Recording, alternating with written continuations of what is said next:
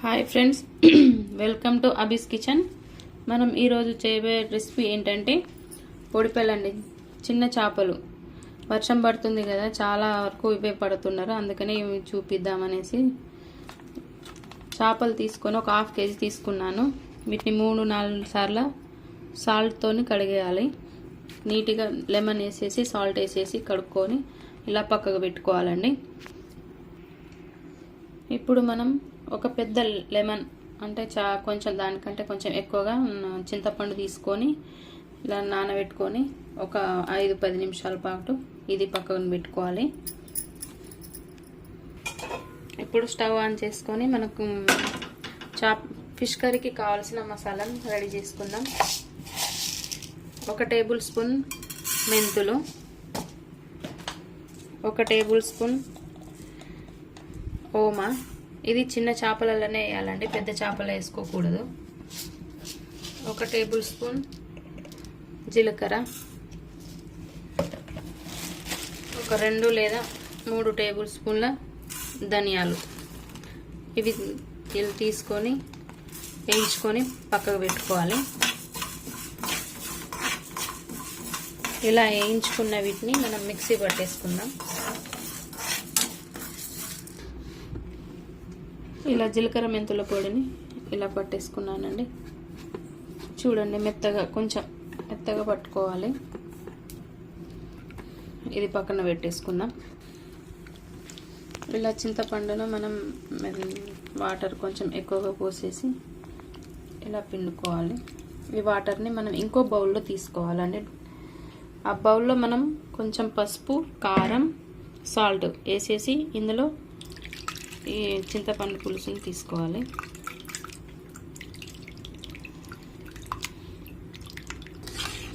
ఇలా తీసుకున్న చింతపండులోకి ఒక 2 టేబుల్ స్పూన్ లేదా 3 టేబుల్ స్పూన్ల కారపొడి తీసుకోవాలి.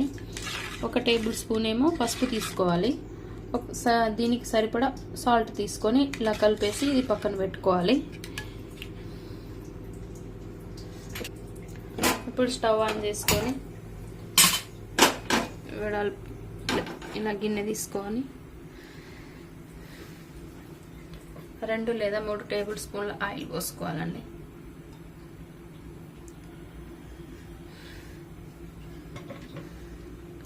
ఇందులో పోపు కొన్ని ఆవాలు,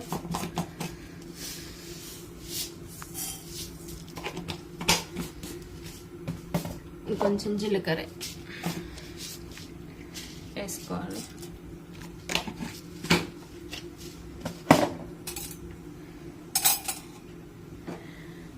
మనం పోపులో ఏంటంటే మనం ఫస్ట్ అల్లం పేస్ట్ వేసుకొని వేయించుకోవాలి.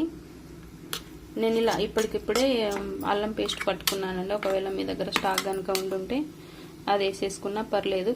ఇప్పటికిప్పుడు ఏంటంటే మంచి టేస్ట్ ఉంటుంది, వాసన కూడా గుమగుమ వస్తుంది. అందుకే ఇది ఫ్రెష్ తీసుకుంటున్నాను.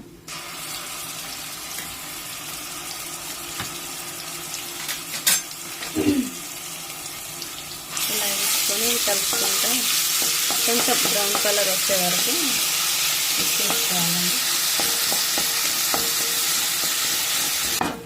చూడండి, ఇలా బ్రౌన్ కలర్లో వచ్చేసింది కదా. వచ్చేసినాక మనం ముందు తీసుకొని ప్రిపేర్ చేసుకున్న ఈ పులుసును పోపులో పోసుకోవాలండి.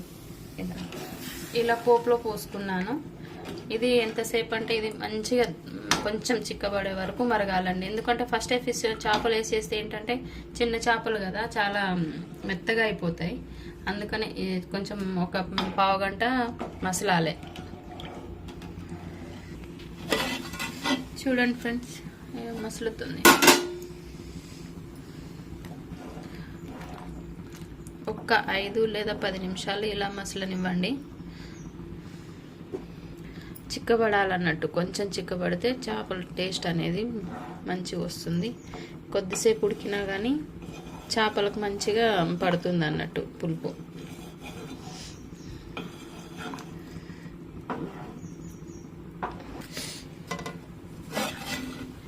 చూడండి, కొంచెం చిక్కబడ్డది.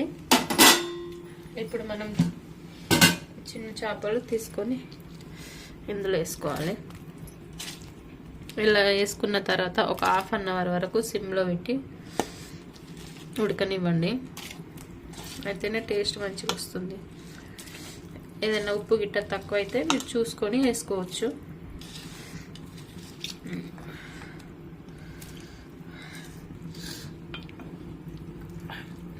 చూడండి కలర్ కూడా ఇలా ఉండేటట్టు చూసుకోండి. ఈ కర్రీ తిన్నా మంచిగా సర్ది ఏదైనా దగ్గు జ్వరం ఏదన్నా ఉన్నా కానీ చాలా రిలీఫ్ ఇస్తుంది. చిన్న చేపలు చాలా మంచిది హెల్త్కి కూడా. వర్షాకాలం కదా పడుతూ ఉంటారు, తినండి మంచిది చాలా. చూడండి వాసన అయితే భలే వస్తుంది. చూడండి ఫ్రెండ్స్ అయింది, కొంచెం దగ్గర పడ్డది పులుసు కూడా, చేపలు కూడా పైకి కనిపిస్తున్నాయి చూడండి. దీని తర్వాత ఏం చేయాలంటే మనం ఇంతకు ముందు రుబ్బి పెట్టుకున్నాం కదండి జీలకర్ర మెంతుల పొడి, అది ఒక టేబుల్ స్పూన్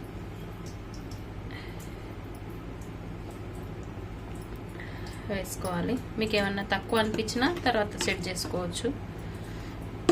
నాకైతే ఇది సరిపోతుంది. ఇవి మసాలా వేసుకున్న తర్వాత ఒక 5 minutes ఉడకనివ్వండి. ఆ తర్వాత కొంచెం కొత్తిమీర తీసుకొని వేసేసి కొత్తిమీరతోని కొంచెం వేసి బంద్ చేసుకుంటే అయిపోతుంది. చూడండి ఈ మసాలా ఒక 5 నిమిషాలు ఉడికించిన తర్వాత పులుసు కూడా కొంచెం చిక్కబడ్డది. ఇప్పుడు మనం కొంచెం కొత్తిమీర తీసుకొని ఇలా చిన్న చిన్న ముక్కలు తీసుకొని వేసుకోవాలి.